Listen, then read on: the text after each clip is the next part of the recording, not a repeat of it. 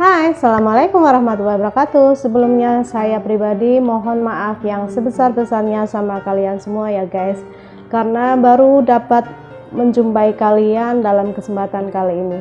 Karena kemarin saya masih diberi sakit dan alhamdulillah sekarang saya sudah sehat kembali. Semua ini berkat kalian, berkat doa kalian juga ya guys. Oke, terima kasih sudah diklik video ini.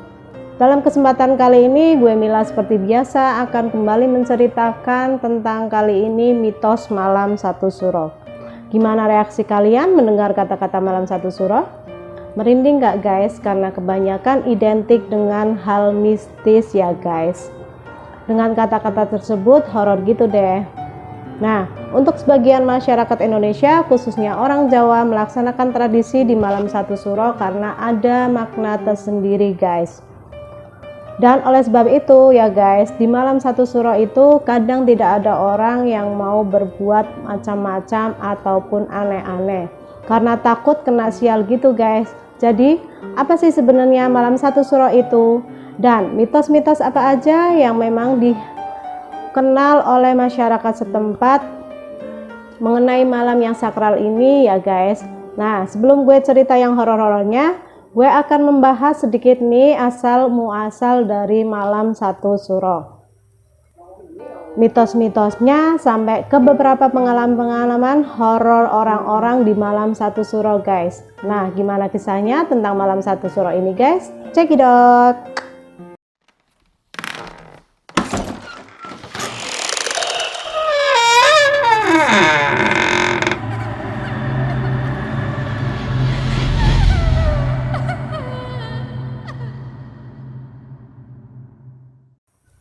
Oke guys, jadi hingga saat ini sebagian besar masyarakat di Yogyakarta dan Solo atau Surakarta masih memegang teguh ajaran yang diwarisi oleh para leluhur mereka guys.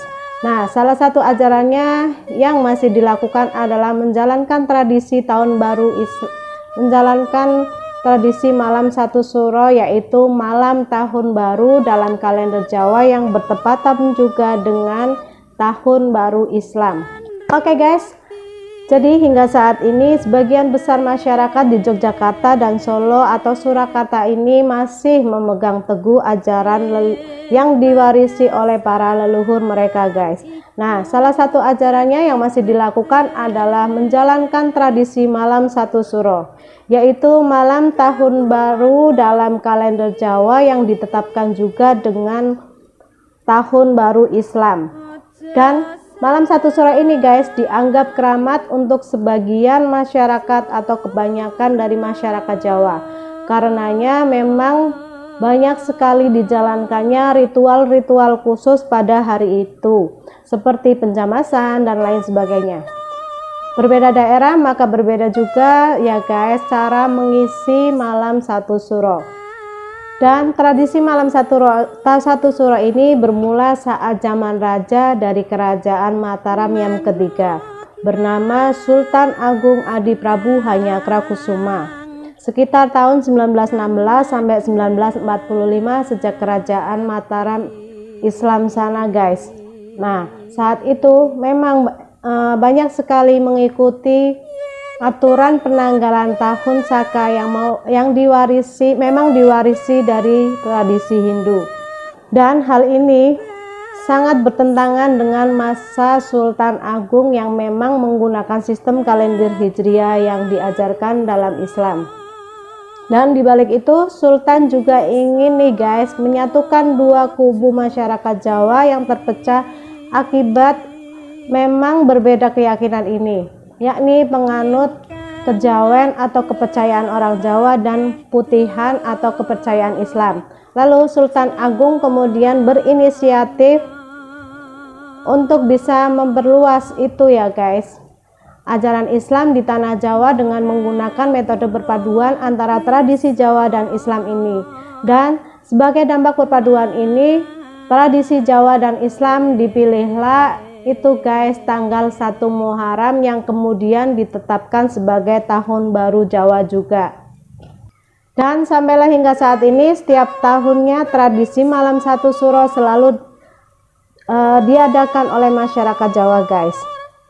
Dan kini malam 1 Suro dipercaya sebagai datangnya Aji Saka, yaitu seorang raja di legenda Jawa sana, di mana sang Aji Saka ini datang ke Pulau Jawa yang membebaskan rakyat dari genggaman makhluk gaib.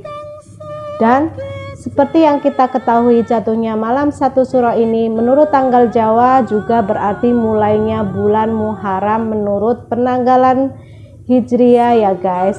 Yang menurut pandangan agama Islam justru datangnya malam 1 Suro ini adalah berkah guys bagi seluruh umat muslim di dunia. Pasalnya dalam bulan Muharram adalah satu waktu spesial di antara 4 bulan lainnya, di mana Allah Subhanahu wa Ta'ala akan memberikan keberkahan luar biasa pada waktu itu. Bahkan ya guys, pada saat bulan Muharram datang, tidak diperbolehkan melakukan peperangan ataupun hal buruk lainnya. Untuk bisa menghormati bulan spesial ini, malahan ya dianjurkan untuk memperbanyak ibadah karena pahalanya yang luar biasa ketimbang bulan lainnya. Itulah keistimewaan kita pada saat menyambut tahun baru Islam atau 1 Muharram ini. Dan memang bukan lagi sebuah rahasia mengenai berbagai mitos malam 1 Suro ini ya kan guys, terutama bagi mereka yang berasal dari suku Jawa. Dan usut punya usut nih ya guys, emang banyak mitos seram pada malam ini yang dihubungkan dengan berbagai kepercayaan orang Jawa kuno yang diyakini malam tersebut akan mendatangkan kesialan gitu bagi siapa saja yang mengadakan pesta atau perayaan di hari itu. Itu salah satu mitos yang terkenal ya guys. Dan selain itu juga ada mitos mengenai para arwah yang kembali ke rumah mereka untuk bisa mengunjungi keluarganya saat malam 1 Suro ini tiba guys. Oleh sebab itu, kadang malam 1 Suro ini disebut sebagai hari rayanya para arwah dan juga makhluk halus. Jadi, bukan hal yang aneh lagi guys, karena ini dikaitkan dengan berbagai kejadian mistis. Nah, sebelum kita masuk ke apa-apa aja nih, sebenarnya kejadian mistis yang terjadi pada malam 1 Suro, kita masuk dulu pelajari tradisi atau kebiasaan pada saat menyelenggarakan malam 1 Suro ini. Jadi guys, seperti yang dijelaskan di awal video, memang masyarakat Jawa khususnya Kesultanan Yogyakarta dan Kesultanan Surakarta tidak pernah akan melewatkan ritual 1 Suro. Namun, memang kedua keraton ini mempunyai cara yang berbeda juga. Dan biasanya malam 1 Suro itu mulai diperingati setelah maghrib. Hal ini memang dikarenakan hari pergantian dalam Jawa dimulai saat matahari terbenam, yang bukan tengah malam ataupun seperti pergantian tahun di kalender Masehi. Beda kan? Dan pada saat malam Suro tadi guys, masyarakat Jawa pun tidak tidur sama sekali semalam suntuk dan terus berdoa sepanjang malam. Bahkan nih guys, ada sebagian orang memilih untuk bersemedi di tempat sakral pada saat malam 1 Suro ini, yang biasanya nih seperti di puncak gunung, tepi pantai, pohon besar ataupun makam keramat. Oleh karenanya memang bulan ini biasanya digunakan oleh masyarakat Jawa untuk berintrospeksi diri, mengendalikan hawa nafsu mereka. Nah, terus ritual-ritualnya apa aja nih? Kita bahas satu-satu ya. Yang pertama, ritual penjamasan, yaitu ritual mencuci benda pusaka guys, seperti keris, tombak, kereta kencana, dan lain sebagainya, yang memang dilakukan oleh para abdi dalam keraton dan masyarakat Jawa lainnya. Yang kedua, kirap kebo bule. Nah, ini diberlangsungkan di Keraton Surakarta Solo ya guys. Nah, Di Keraton Surakarta itu ada guys seekor kerbau yang dikeramatkan masyarakat setempat yang bernama Kebo Bule Kiai Slamet. Kerbau bule ini bukan sembarang kerbau, karena kerbau ini adalah salah satu pusaka milik keraton, yaitu kerbau yang bercorak albino ini merupakan kesayangan Pakubuwana II saat masih bertahta di Keraton Surakarta Solo. Dan kerbau kesayangannya itu merupakan hadiah dari Kiai Hasan Besari Tegalsari saat Pakubuwana II ini mengungsi karena istananya yang dibakar oleh pemberontak pecinan. Nah, acaranya ini dinamakan dengan kirap atau berkeliling di keraton dan daerah sekitarnya. Kirap tersebut dipimpin oleh kerbau yang keramat tadi. Dan di barisan paling utama atau depan itu adalah kerbau keramat tersebut yang dibantu oleh pawang kerbaunya. Nah, baru tuh di belakangnya ada barisan punggawa kerajaan guys, atau pejabat keraton yang membawa tombak dan sejumlah koleksi pusaka milik Keraton Surakarta. Dan ritual ini pun menjadi salah satu daya tarik bagi masyarakat atau warga yang menyaksikan perayaan tersebut. Dan dilanjutkan ritual yang ketiga, yaitu Topo Bisu Lampah Mubeng Beteng. Ini di Keraton Yogyakarta, dan yang kedua tadi di Surakarta. Karena emang lain halnya ya guys. Topo Bisu Lampah Mubeng Beteng yaitu berjalan keliling mengitari benteng. Lah, sembari mereka berkeliling itu mereka tidak mengeluarkan kata-kata apapun atau bisu. Dan selama melakukan ritual ini guys, para abdi dalam menahan diri untuk tidak berbicara sambil memanjatkan doa di dalam hati mereka. Dan larangan untuk berbicara pada saat ritual ini sebenarnya bermaksud agar tetap khusyuk dalam memanjatkan doa guys. Dan selain diikuti oleh para abdi dalam ini, orang-orang yang mengabdikan Sultan dan Keraton ya, acara ini juga diikuti oleh masyarakat sekitar Jogja. Dan larangan untuk berbicara pada saat ritual ini sebenarnya bermaksud agar tetap khusyuk dalam memanjatkan doa guys.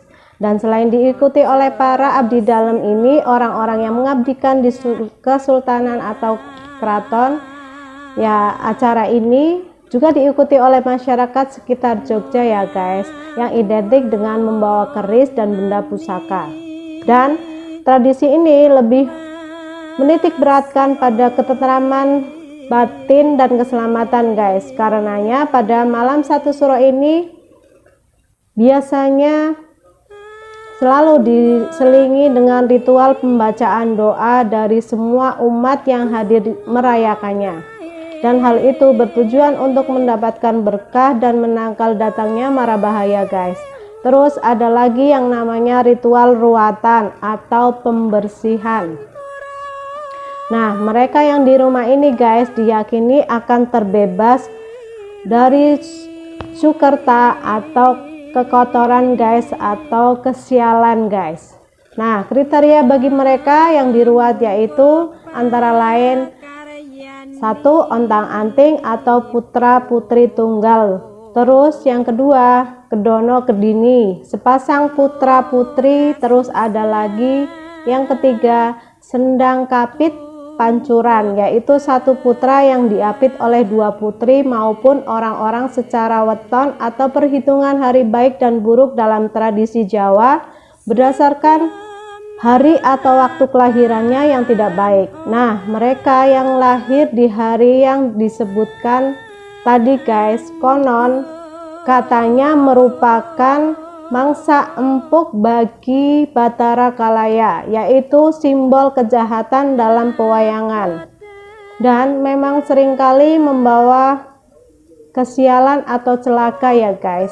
Nah, itu guys beberapa rangkaian kegiatan yang akan dilakukan pada saat malam 1 Suro itu.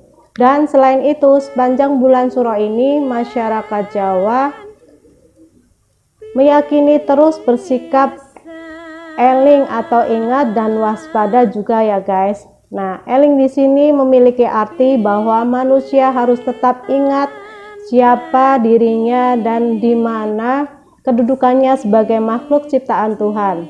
Dan sementara waspada berarti manusia juga harus menjaga atau terjaga terus waspada dari hal yang menyesatkan guys. Dan kebanyakan dari ritual ini memang diperuntukkan untuk menghormati malam sakral itu, sekalipun juga untuk memohon perlindungan dari Yang Maha Kuasa agar terhindar dari berbagai kesialan untuk 1 bulan selanjutnya. Nah, sekarang ini guys, setelah kalian tahu dari berbagai rangkaian yang dilakukan oleh masyarakat Jawa dalam menyambut malam 1 Suro, baru nih kita masuk ke beberapa mitos di balik malam 1 Suro ini guys. Nah, jadi guys, pada malam 1 Suro sendiri setidaknya ada 5 mitos nih yang terus menjadi pembicaraan guys. Mitos pertama adalah pada malam itu masyarakat Jawa dilarang bepergian keluar rumah, karena jika hal itu dilanggar, kesialan atau keburukan akan menimpanya. Terus mitos yang kedua, masyarakat dilarang pindah rumah dan jika dilanggar, kesialan atau keburukan juga akan menimpanya.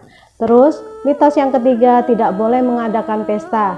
Jadi memang bulan Suro ini merupakan bulan pantangan guys bagi para orang tua yang akan menikahkan anaknya, karena menurut kepercayaan budaya Jawa guys, jika pada pantangan itu dilanggar, balik lagi bagi dua keluarga yang mengadakan pernikahan itu akan mendapatkan kesialan lagi.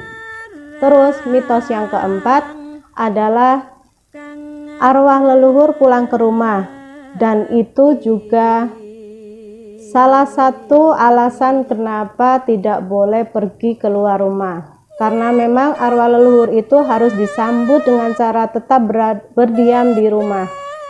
Dan mitos terakhir atau mitos kelima yang paling terkenal adalah banyaknya makhluk halus yang akan datang dan bergentayangan guys. Karena ini ya konon pada malam tersebut makhluk-makhluk gaib itu akan bergentayangan, karena memang malam tersebut juga merupakan pestanya makhluk gaib. Dan memang pada dasarnya masyarakat Jawa itu beranggapan bahwa malam 1 Suro ini lebarannya makhluk gaib guys, karena ingin berpesta juga. Dan juga nggak cuma juga itu juga guys, beberapa orang meyakini bahwa arwah dari orang-orang yang menjadi tumbal pesugihan pun akan dilepaskan dan diberi kebebasan pada malam 1 Suro ini sebagai pengabdiannya selama setahun penuh. Maka dari itu tidak disarankan untuk pergi keluar rumah, karena memang malam tersebut merupakan malam keramat. Tapi balik lagi guys, itu cuma sebatas mitos saja. Tentu saja ada masyarakat yang percaya dan ada pula masyarakat yang tidak percaya ya. Kembali lagi ke kepercayaan masing-masing dan saling menghargai saja ya guys. Oke guys, jadi tadi cerita tentang malam 1 Suro tadi gimana menurut kalian? Dan seperti yang kujelaskan tadi bahwa memang malam 1 Suro ini sangat kental dengan nuansa mistis. Tapi percaya atau tidak guys, mitos tentang kepercayaan malam 1 Suro ini kembali lagi dengan kepercayaan kalian masing-masing ya. Dan yang jelas himbauan ini ditujukan kepada kalian untuk selalu tetap menghormati kepercayaan masyarakat lainnya, karena memang bagaimanapun segala bentuk kepercayaan dan ritual di malam 1 Suro ini merupakan salah satu dari sekian banyaknya kepercayaan kekayaan budaya bangsa kita, ya kan guys? Pun kalau dilihat dari sejarahnya memang merupakan malam satu suro ini berkaitan dengan upaya untuk pengenalan dan penyebaran agama, yaitu agama Islam. Dan jika dilihat dari maknanya yang terkandung di dalamnya, sebenarnya pesannya bagus kok, yaitu untuk senantiasa beribadah, berdoa dengan khusyuk, introspeksi diri, agar selalu menjadi lebih baik serta bisa mendekatkan diri kepada Yang Maha Kuasa. Jadi terus saling menghargai ya guys ya. Oke guys, jadi sekian dulu videonya. Terima kasih yang sudah menonton video ini. Klik lagi, jangan lupa like-nya serta komen di bawah serta saran-sarannya. Jangan lupa nyalain notifikasinya supaya kalian tahu kalau aku upload video baru. And as always, klik tanda lonceng supaya kalian sama-sama tahu informasi menarik dari channel aku. Oke, wassalamualaikum warahmatullahi wabarakatuh. See you, bye-bye.